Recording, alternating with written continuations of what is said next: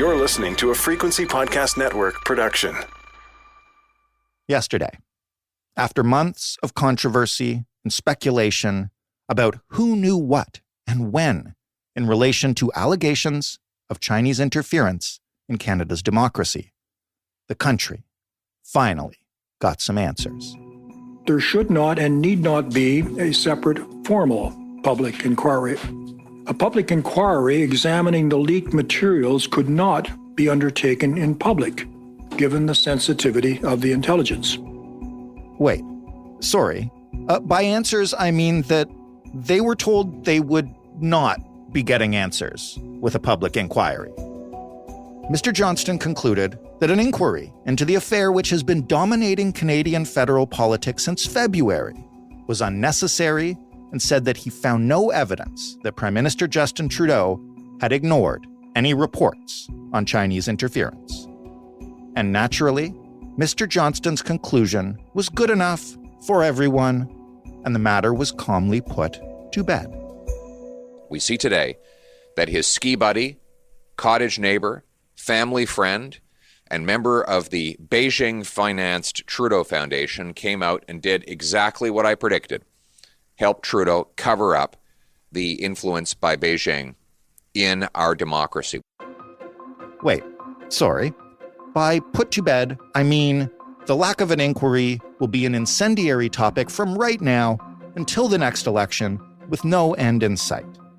So, what do we know from this report that we didn't already know? What might we still find out in the coming months? Why isn't there going to be an inquiry? And if we're not going to get clear answers from a public inquiry on this, what could we be doing to better protect Canada from the interference that launched this whole affair? I'm Jordan Heath-Rawlings. This is The Big Story.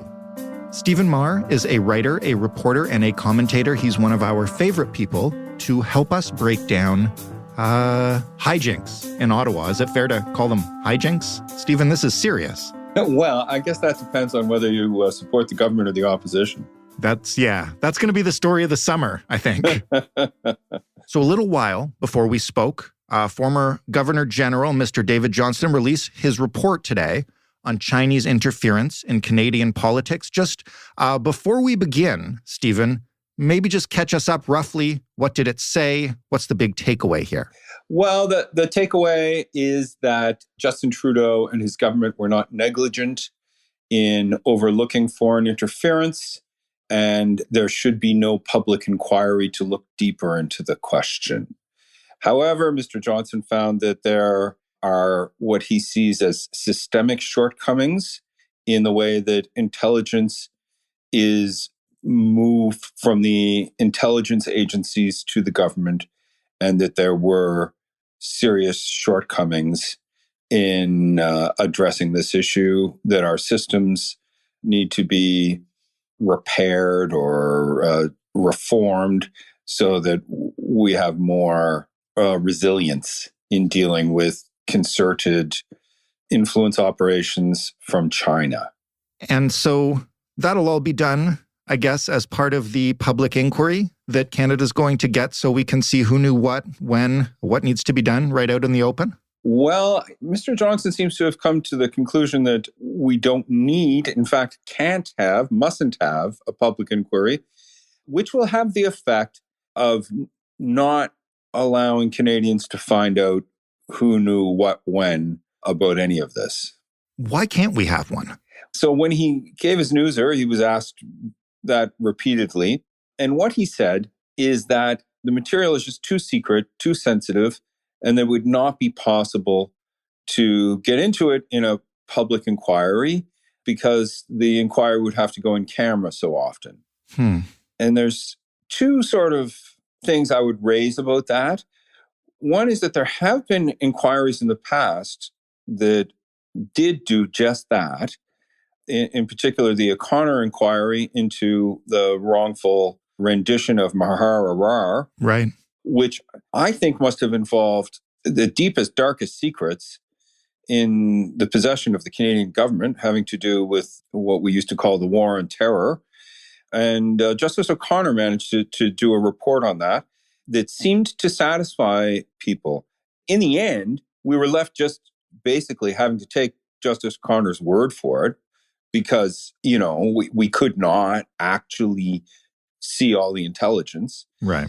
So that's one sort of issue with his assertion, in my view.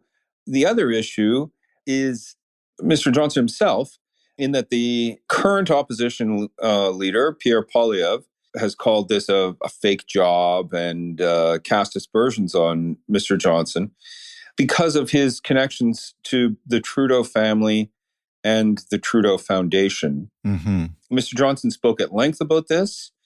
The report states that he got a conflict of interest check with the former Supreme Court Justice.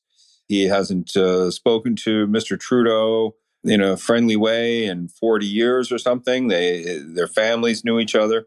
But nonetheless, it appears to me that there is an appearance of conflict of interest. Mm-hmm. And Mr. Poilievre is not going to have faith in anything involving Mr. Johnston doing this. So politically, it does not close the gap between what the opposition wants and what the government is willing to offer.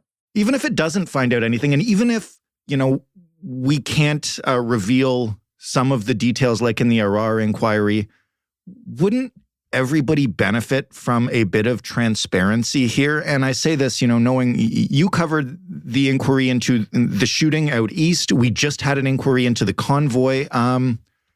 Isn't this just going to be the biggest political story of the entire summer now? The fight over why there's no inquiry and does David Johnston know Trudeau, as opposed to the actual issue of Chinese interference in Canadian democracy? I don't know. I mean, maybe. There's no question in my mind that the opposition have raised valid objections to Mr. Johnston, in that there is an appearance of a conflict, that even if they're not besties, Mr. Johnston and Mr. Trudeau come from the same sort of club. They're both lifelong members of what Westerners like to call the Laurentian elite, the kind of people who see each other at Mont Tremblant and the Chateau Laurier at events. And you have Mr. Johnston here, who I should say is held in, at least until he said there shouldn't be a public inquiry, he's held in high regard by everyone who's ever had anything to do with him, right? He really has an excellent reputation, which will now be damaged with members of the Conservative Party. So that's not ideal in a sense. And then you end up with this partisan split around this process. On the other hand, Mr. Trudeau is getting the headlines he wants. The government is not going to go through a torturous process whereby little bits of information are coming out and the government's constantly forced to respond. Liberals have bitter memories of the Gomery inquiry into the Liberal sponsorship scandal. So it may be that for electoral reasons, the Liberals feel relieved about this. Mm-hmm. Yeah. There are to be hearings conducted by Mr. Johnston over the summer and a final report by the end of October. These hearings are going to be into what the government should do to fix the problems that he identified.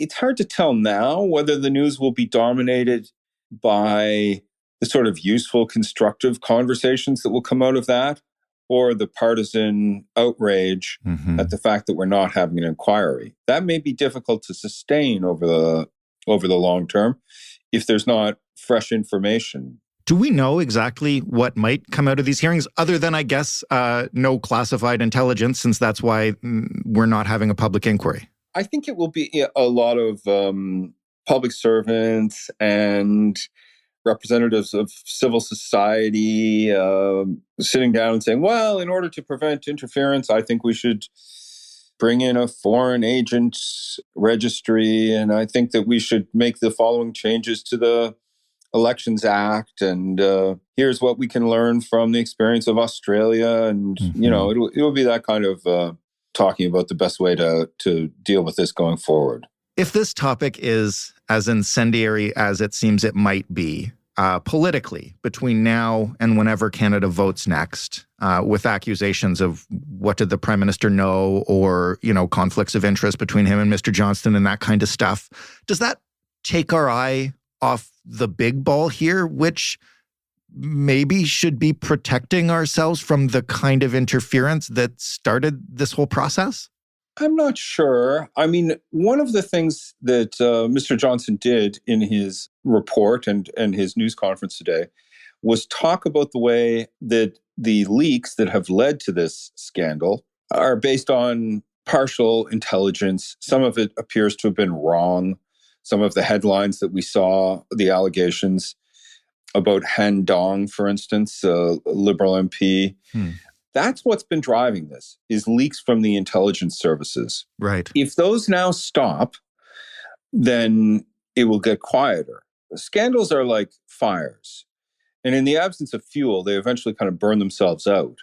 This has all been driven by fuel from, apparently, CSIS, from our spies, which is in itself extraordinary that they are leaking so repeatedly. Mm-hmm.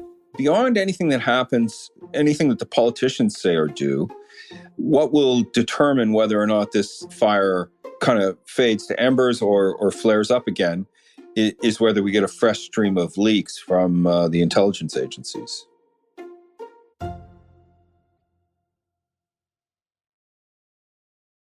What could we be doing in the meantime?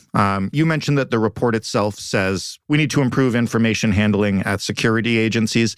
What are our other options to, fortify ourselves, I guess, for lack of a better term, from this kind of interference? Well, I did a long article recently for The Walrus looking at 5 things that we can do and talked to quite a large number of experts and political types who were involved in the elections.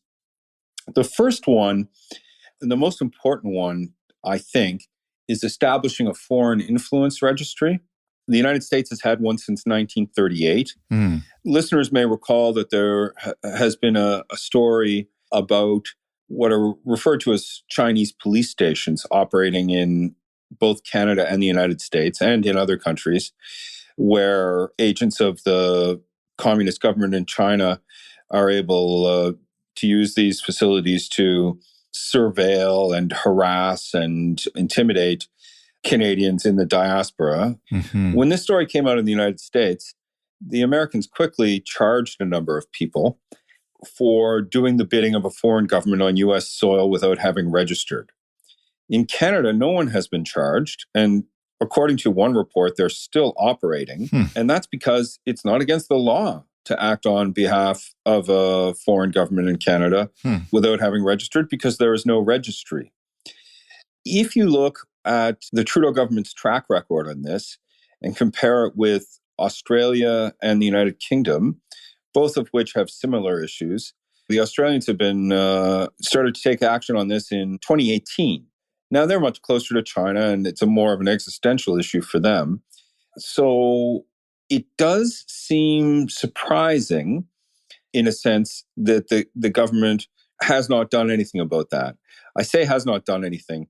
They have recently promised to study the issue. That's very Canadian. Yes, it is. Yes, and we'll give it a good study.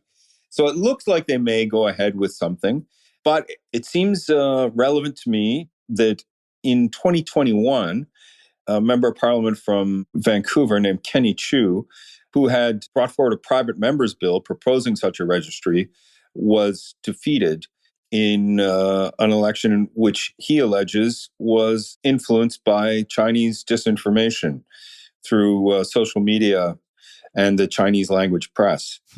So I think that particular incident kind of shows that the government, by dragging its feet, has allowed the government in Beijing to continue to act with greater impunity here than it does in other places. In general, with the decision today that there won't be an inquiry, first of all, were you surprised by it? And second of all, is this a win for the Conservatives simply because they get the ammunition? I was surprised. A lot of the smart people who I've listened to about politics were thinking, well, Johnson will look bad if he doesn't call an inquiry.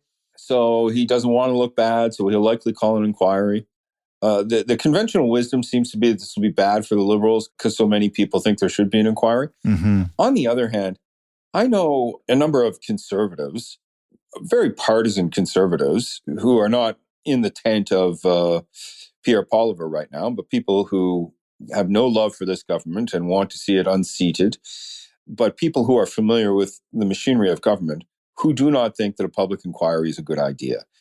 Mr. Johnston's view is not insane, right? I don't think I agree with it because of the precedent of the Mar case, for example. Mm-hmm. And the process that he has set out will not provide accountability based on what the government has done in the past. So that remains entirely a fair field for the Conservatives to attack, since the government cannot say, we have established a process to get to the bottom of this, so stop asking questions in the House. Mm-hmm. They've shut down a potential avenue of defense for themselves. Right. And so it remains fair game for the Conservatives. Unless there are fresh leaks, I am not sure whether it can be sustained in as intense a way going forward as in the past. But the leakers want a public inquiry. That appears to be what they want. They're not getting one. So I'm going to be waiting to see what their next move is. That was going to be my next question anyway, which is, won't the leaks just continue? And what if they do? That's what I want to know about what happens next. What if there's 2 days from now, 2 weeks from now, another insider CSIS story in the Globe and Mail? Yeah, it's going to be interesting to watch. One of the mysterious things about all of this to me, and there are many mysterious things in this whole story because you're dealing with secret intelligence. How are these leakers, and it's more than one, able to continue to do this? I mean, this is not the sort of thing that traditionally happens. These people all take oaths. They are being explicit. One of them, wrote an op-ed in the Globe and Mail in which they said, well, I feel I have to do this because I'm serving a higher purpose, which is I'm serving my country by acting as a whistleblower. It's, I would say, impossible for us to conclude that that's the case, or whether they have a policy disagreement, which is what Mr. Johnston suggested today, that they should not be doing this. Without the facts at hand, it's very difficult for you or I to know what is actually motivating these people.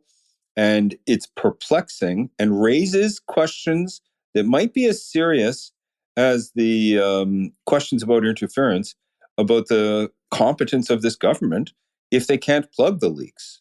It's a very strange thing here, and it's very difficult to have a proper public conversation about it, because I'm in general in favor of people leaking, and particularly to me. Sure. But it's odd that they seem to be able to do so with impunity. And I suspect that the number of people who understand the implications of the way that what this might be doing to our intelligence gathering capacity, is quite small. But it could be have serious national security implications if our allies don't want to share information with us because it'll just leak. If the Chinese come to see exactly how we're gathering information and they start to be more careful, then we won't know what they're doing. So there are serious questions about how we got to this point, and no clear path to getting answers. Stephen, thanks so much for this. It'll be fascinating to see what happens next. Thank you. Take care. Stephen Marr, reporting on what's going on in Ottawa and writing about how to prevent election interference in the first place in the Walrus. That was The Big Story. For more, you can head to thebigstorypodcast.ca. You can search for China and find our previous episodes, hopefully providing a comprehensive picture of this topic. If you'd like to comment on this episode or any other, or suggest an episode yourself, you can find us on Twitter at TheBigStoryFPN. You can write to us. The email address is hello@thebigstorypodcast.ca. Or you can call and leave a voicemail. The phone number is 416-935-5935. Thanks for listening. I'm Jordan Heath Rawlings. We'll talk tomorrow.